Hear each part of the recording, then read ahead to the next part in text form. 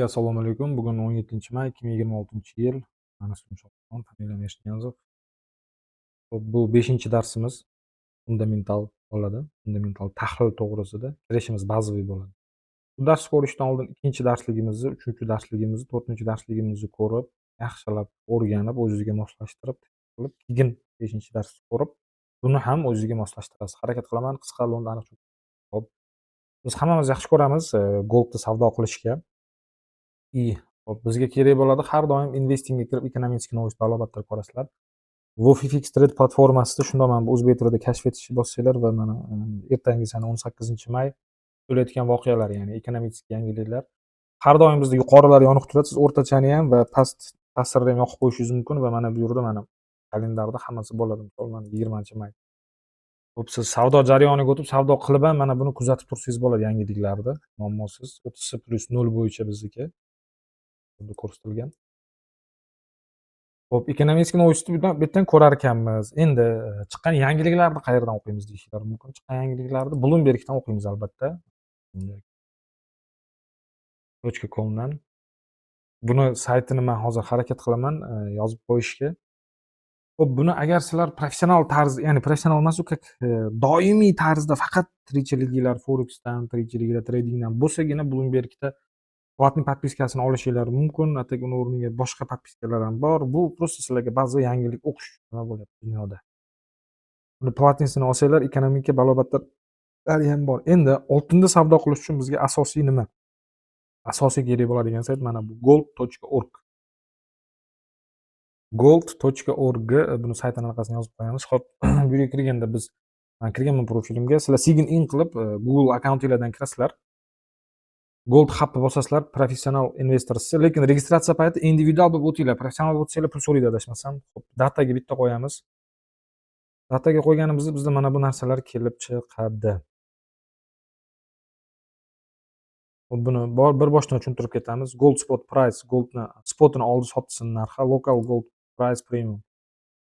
Hop, bu Xitoy bilan Hindiston o'rtasidagi oltinni narxi, tillarning narxi diskount. Qancha farq qilyapti bir-biridan, mana qancha raznica bor bir-biridan, qancha raznica yo'q. Buni ko'rasizlar, albatta o'rganasizlar. Keyin gold futures price. Endi bu gold kelajakdagi dastavka, ya'ni kelajakdagi oltin olib sotish kontraktining narxi. Hop, returns, возвратlar. Hop, bunda solishtirib ko'rasizlar. Oltin, keyin obligatsiyalar, tak dalay hammasi protsentnisida bor. Buni PDF qilib skachat qilib olsanglar ham bo'ladi. My configuration'ni bosib to'g'irlab olsanglar ham bo'ladi o'zingizlarga. Volatility bor. Qaysi bir volatilniroq protsentda mana ko'rsatib qo'yibdi. Amerika bondlarimi, oltinmi, US cashmi, hammasi. Korrelatsiya degan narsamiz ham bor. Buni ham o'zingizlar solishtirib ko'rib, bemalol bilib olaverasizlar. Bundoq qilsanglar ham chiqib keladi hammasi. Siz tushuntiryapman. Trading volumes, trading объемlar. Bu bizga kerak hisoblanadi. Bu bir kunlik объем, mana day milliardda. Bir kunlik milliardda объемi mana bundoq qilsanglar ko'rinadi. Hop, expand altrovos qilasizlar. Tarjima Google orqali bundoq manimcha переводчикni bossanglar, сразу avtomatik перевод qiladi o'zi. Tarjima qilasizlar. Mana PDF'i bor, PNG bor, skachat qilib ham o'rgansanglar bo'ladi. Mana bu yerda 393 milliard, tak dalay. Endi qaytamiz. Qaranglar, men ham insonman, mana birinchi marta yashayapman. O'rgatayotgan jarayonimda qayerdadir xato qilib, noto'g'ri o'qib qo'yishim mumkin. Men bunaqani saytdagi informatsiyalarni bu fundamentalda o'zingizlar kirib, tekshirib o'qib ko'rasizlar. Historical bu исторический спрос и предложение. Bizga kerak bu. Qaranglar, nimalar bular? Mana bu hammasini o'chiramiz. Mana bu oltinning narxi.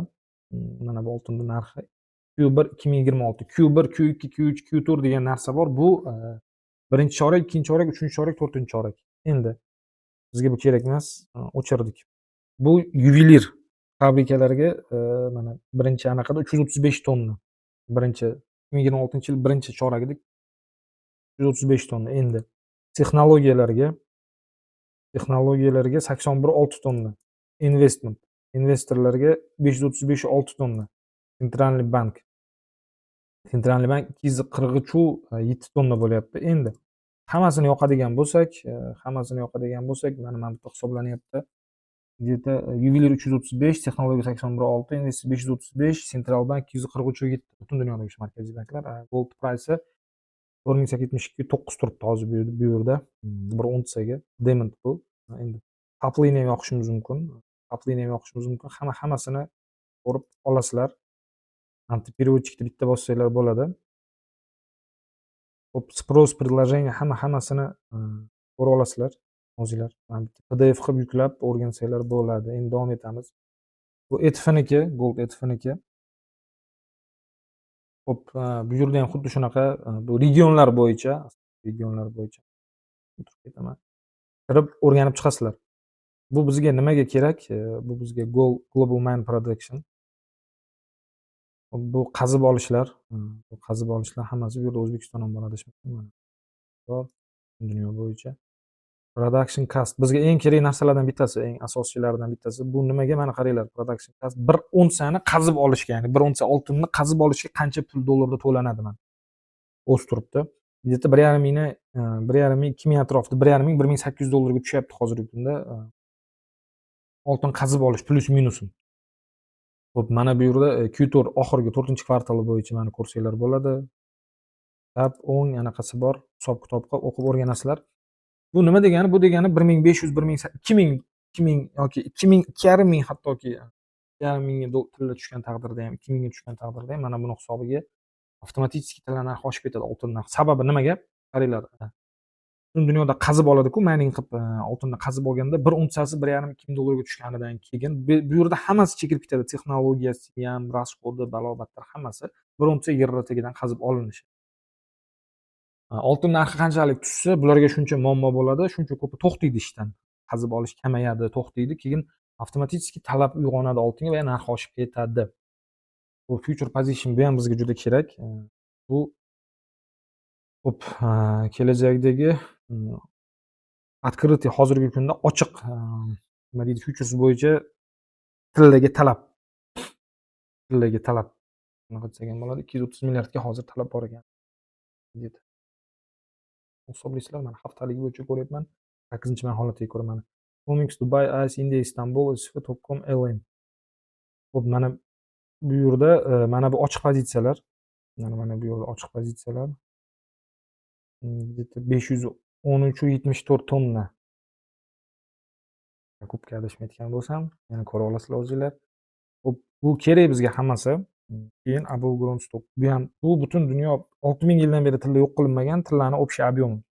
Yuvelir taqinchoq ko'rinishda 97.645 tonna. Slitka balobatlar hammasi 50.978 tonna, markaziy banklar 38.666 tonna, o'zar 32.000, rezerv, ya'ni hammani rezervi где-то 54.770 banklarning rezervi и umumiy rezerv 132.110 tonna qolgan. Yiliga 1.5% oltin qazib olinadi. Bo'lsam. Xo'p, bu sayt tushunganinglarda juda ham kerak sayt. Hozir qisqa tez tushuntirib ketyapman. Hammasini o'qib, kirib o'rganasizlar veb-saytdan. Keyin bundan tashqari contract+on.org degan saytimiz bor. Mana bu yerda ko'rsanglar bo'ladi. Bu nima bizga beradi? Misol uchun mana bu yerda siz paxta olib sotmoqchisiz, kodni Russiyaga o'tib qolibdi yoki gold. Gold deganda mana bu yerda kodi bor.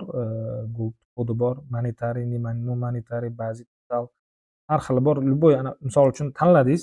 Tanlaganingizdan keyin preview bosasiz. Hop, bu yerda uzr. Keyin period qilaydi.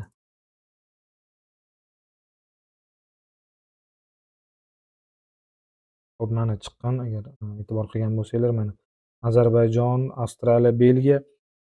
Bu bizga nimani beradi? Siz xohlagan tovar oltinmi, paxtami, bug'doymi, boshqami, любой nimasi kerak bo'lsa mana shu yerdan ko'rib olasizlar. Qancha zakaz, eksport, import qildi. Mana bu yerda eksport bor, import bor, tanlaysizlar. Ko'rib olsanglar bo'ladi, dunyodagi любой davlatda mana bu kodlari bor, hammasini ko'rib o'rganib olasizlar. Hop, keyin MVF degan sayt bor. MVF sayti o'sha International Monetary Fund. Buni ham o'qib o'rganishinglar kerak. Bu yerda o'sha qaysi davlatda nima oldi-sotdi qilyapsizlar, nima bo'lyapti, nima qo'yyapti, o'sha davlatda hammasi to'g'risida ma'lumot bor, indikatorlari davlatlarni. Mana misol uchun deylik, oltin dollar zapasi borda har bitta davlatni dollar zapasi bor, tagidagi hamma zapaslar bor. Mana bu yerda bitta bossanglar kelib chiqadi. Misol uchun qaysi davlatni tanlaylik? Ruminiya. Ruminiya ko'rsatkichlari kelib chiqadi. Buni ham kirib tez-tez o'rganasizlar. Bir prosta sizlar bu narsalarni bilib olishinglar kerak, shart. Ya'ni siz, misol uchun Amerikanikini bilishingiz kerak. Keyin men bitta ko'rsatganimdek, qaysi tovar oldi-sotdi. Oltinni bu yerda juda ko'p xili bor, kodlari borda, har xil kodlari bor. Kodlarini internetdan ko'rib olsanglar bo'ladi, tarjima orqali ko'rib ishlatsanglar bo'ladi, bilib olsanglar bo'ladi. Bunga ham signing qilasizlar, login qilib. Men bitta profilimga kirmadim. Oltin uchun asosiy sayt mana shu gold.org bo'ladi. Hop, undan keyin mana bu yerda bizda, tovarlar bor. Bizda любой tovar olib sotsanglar bo'ladi. Paxta, shakar, kofe, mofe, kakao, metallar ham shu. Keyin men Instagramda video qo'yganimda, mendan o'rgatayotgan, mana shu o'rganayotgan bolalar, tekinga hech qanday shartsiz o'rgatyapman hammanglarga. Ular oyiga 10-15% bo'lishini xohlayman dedimda, gapimga isbot. Nusxa savdoga bitta o'tasizlar. Copy tradingda mana men и то bir oy savdo qila olganim yo'q, vaqtim bo'lgani yo'q, lekin depozitdan 31.07 mana живой savdo sizlarga, mana yopilgan pozitsiyalar bemalol hisoblab chiqishingiz mumkin. Nechta sotilgan, nechta sotib olingan, plyus mana qaranglar. Hop, keyin lenta fitni bossanglar, mana har bitta сделка, ochilish narxi, yopilish narxi, hammasi. Hech qanday bir anaqa yo'q, boshqa yo'q. Ulanib ko'chirayotganlar nechta borda, misol uchun mana nusxa ko'chirayotganlar ham bor. Foyda hammasi ko'rsatilgan. Ya'ni qilish mumkin. Men buni nimaga ko'rsatyapman? Men hali bir oy to'liq savdo qilganim yo'q. Mana shu ertaga dushanba, seshanbadan polni copy tradingni ham bosamiz. Savdolarni bosamiz. Vaqtim bo'lmayapti-da mani prosta o'shaning uchun. Lekin men qilibman shu narsani 31%, sizlar ham qilasizlar, hech bir ortiqchani yo'q. Nimani bilsam shuni o'rgatyapman sizlarga. Xo'p, fundamentalda hozir murakkablashtirib yubormadim. Sekin-sekin chuqurlashib boramiz. Hozir mana shu narsalarni o'rganib turinglar hozircha. Xo'p.